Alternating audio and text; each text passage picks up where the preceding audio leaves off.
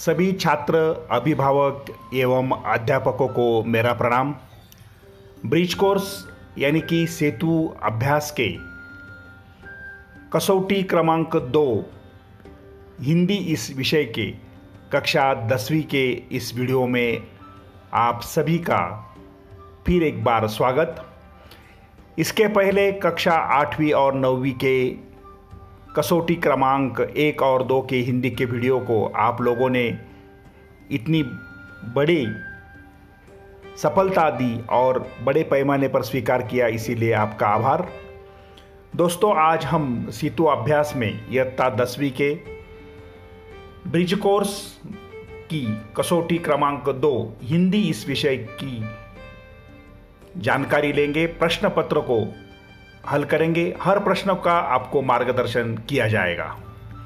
सेतु अभ्यास कसौटी क्रमांक 2 कक्षा 10वीं विषय हिंदी। सभी से निवेदन है, अपना चैनल सब्सक्राइब करें, वीडियो पसंद आए तो शेयर और लाइक करें, कमेंट बॉक्स में कमेंट जरूर दें। छात्र हर प्रश्न का उत्तर समझे और अपनी भाषा में, अपने शब्दों में प्रश्न के उत्तर लिखें। प्रश्न क्रमांक 1, निम्नलिखित पठित परिच्छेद पढ़कर दी गई सूचनाओं के अनुसार कृतियाँ कीजिए।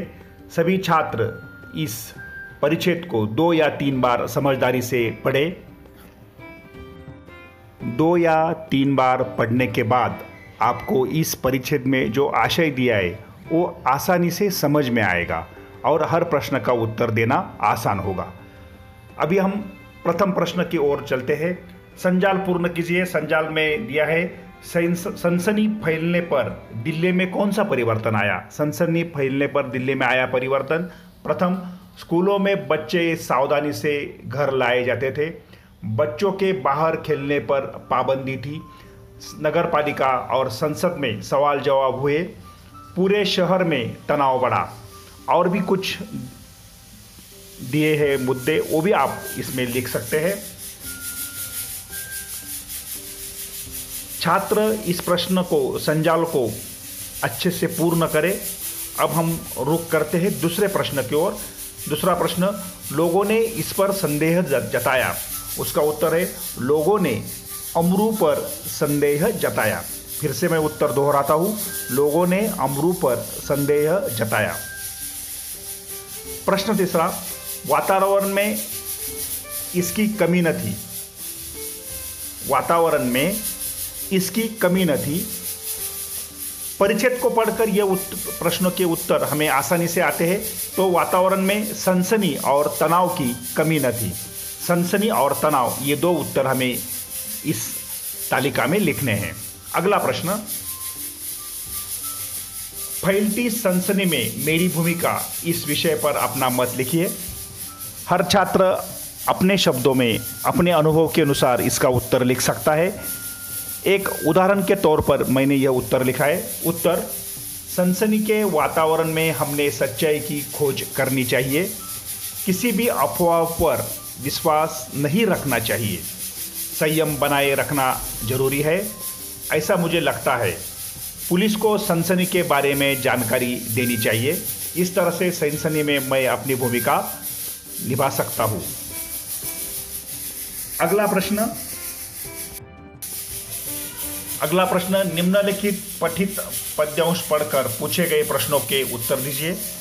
यहाँ एक बहुत ही बेहतरीन पद्यांश दिया है। छात्र इस पद्यांश को 2 या 3 बार पढ़े, इसके आशय को, इसके अर्थ को समझे और उसके बाद ही उस पर पूछे गए प्रश्नों के उत्तर लिखें।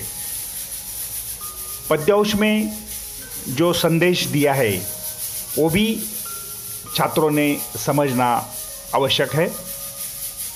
पद्यांश 2-3 बार पढ़ने के बाद हम अब प्रश्नों की ओर रुख करते हैं। पहला प्रश्न, कृति पूर्ण कीजिए। कवि ये नहीं लेंगे, कवि दया की भीख नहीं लेंगे। मांगेंगे, कवि वरदान नहीं मांगेंगे। चाहेंगे, कवि विश्व की संपत्ति नहीं चाहेंगे। और आखिरी है, त्यागेंगे, कवि हृदय की वेदना नहीं त्यागेंगे। इस तरह से इस कृति को हम पूर्ण करेंगे। कृति को समझकर पूर्ण करना बहुत ही जरूरी है। उचित शब्दों का ही प्रयोग करें, अधिक शब्द ना लिखें। अगला प्रश्न है, विरुद्ध अर्थ के शब्द लिखो। इस पद्यांश में जो शब्द आए हैं वो लिखना आवश्यक है। पहला है हार, हार के विरुद्ध आता है जीत, और दूसरा है लघु, लघु के विरुद्ध कविता में शब्द आया है महान, इसीलिए लघु के विरुद्ध महान लिखा है। लघु के विरुद्धार्थी शब्द विशाल भी आ सकता है, लेकिन कविता में महान शब्द आने के कारण हमने यहाँ लघु के विरुद्धार्थी शब्द महान यह लिखा है। अगले प्रश्न की ओर हम रुख करते हैं। संघर्ष ही जिंदगी है, इस विषय पर अपने विचार लिखिए। हम सबके जीवन में संघर्ष का मोल अनमोल है। छात्र, संघर्ष ही जिंदगी है, इस विषय पर अपने विचार लिखते समय अपने खुद के विचार लिखे। मैं यहाँ उदाहरण के तौर पर एक उत्तर लिखना चाहूँगा। संघर्ष का ही दूसरा नाम सफलता है। जिंदगी में सब कुछ आसानी से नहीं मिलता। जीवन के हर मोड़ पर संघर्ष करने पर ही सफलता हमारे कदम चूमती है। संघर्ष से प्राप्त सफलता हमें आनंद देती है और मेहनत करने की प्रेरणा देती है। इसीलिए जीवन में संघर्ष का मोल अनमोल है। छात्रों, संघर्ष जिंदगी है, इसके बारे में खुद के विचार लिखना बहुत ही ज़्यादा महत्वपूर्ण है। कृपा करके किसी का उत्तर कॉपी करके मत लिखिए, इस प्रश्न का खुद का उत्तर लिखिए। अगला प्रश्न है, निम्नलिखित पठित परिच्छेद पढ़कर सूचना के अनुसार कृतियाँ कीजिए। सबसे पहले हमें ये जो संभाषण दिया है, ये जो परिच्छेद दिया है, इसको समझदारी से पढ़ना जरूरी है।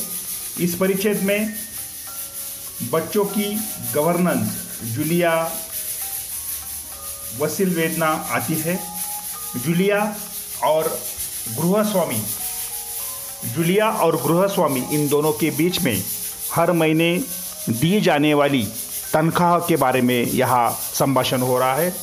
गवर्नेंस के कार्य, दी जाने वाली तनख्वाह और जूलिया नाम की जो गवर्नेंस है, उनका जो काम है, उसके बारे में बहुत कुछ इस परिच्छेद में हमें पढ़ने को मिलता है। अगर परिच्छेद हम समझदारी से 2 या 3 बार पढ़े तो परिच्छेद पर पूछे गए प्रश्नों के उत्तर हम आसानी से दे सकते हैं। परिच्छेद को समझकर हमें आशय को और परिच्छेद में किस विषय पर संभाषण हो रहा है, इसे समझना अधिक आवश्यक है। अब हम परिच्छेद 2 बार पढ़ चुके हैं। अब हम प्रश्नों की ओर रुख करते हैं। प्रथम प्रश्न, गृहस्वामी इसका हिसाब करता है। गृहस्वामी जूलिया की तनख्वाह का हिसाब करता है। मैं उत्तर को फिर से दोहराता हूँ। गृहस्वामी जूलिया की तनख्वाह का हिसाब करता है।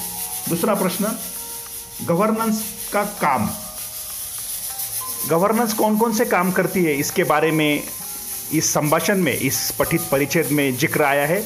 गवर्नेंस के काम है बच्चों को पढ़ाना और दूसरा है बच्चों की देखभाल। छात्र इस प्रश्न का उत्तर लिखते समय कम से कम शब्दों में लिखे।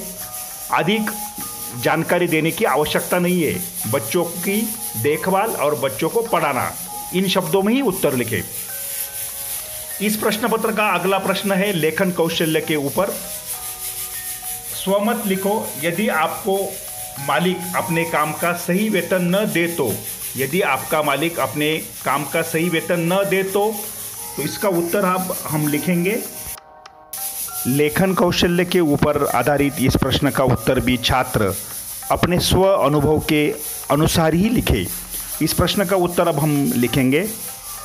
यदि आपको मालिक आपके काम का सही वेतन न दे तो, अगर मेरा मालिक मुझे सही वेतन न दे तो मुझे बहुत बड़ा दुख होगा। मैं मालिक को विनती करके मेरा वेतन सही समय पर देने के लिए कहता।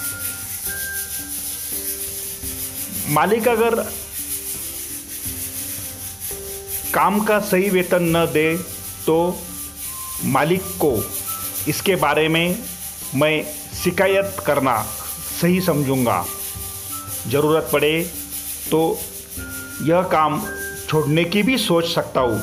इस तरह से अलग अलग प्रकार के उत्तर आप लिख सकते हैं। धन्यवाद छात्रों।